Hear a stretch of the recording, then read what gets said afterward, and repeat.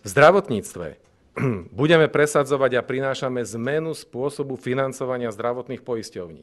Je pre nás neprípustné, aby bolo netransparentné a aby si zdravotné poisťovne mohli z neho odlievať dopredu nedefinované 100 miliónové objemy, ktoré by inak mali ísť do zdravotnej starostlivosti. Týmto opatrením, ktoré navrhujeme, sa dosiahne výrazné posilnenie zdrojov pre zdravotnú starostlivosť, ktoré má dopady na ďalšie a ďalšie oblasti.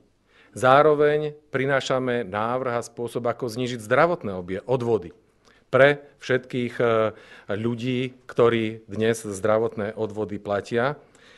A nezabúdame ani na stály a obrovský neduch zdravotníctva, to je predražovanie a vykrádanie zdravotníctva, tunelovanie zdravotníctva cez predražené verejné obstarávania. Je tam konkrétny návrh, ako tomu zabrániť, ako tomu predísť, ako nikomu neumožniť, aby takýto spôsob mohol realizovať.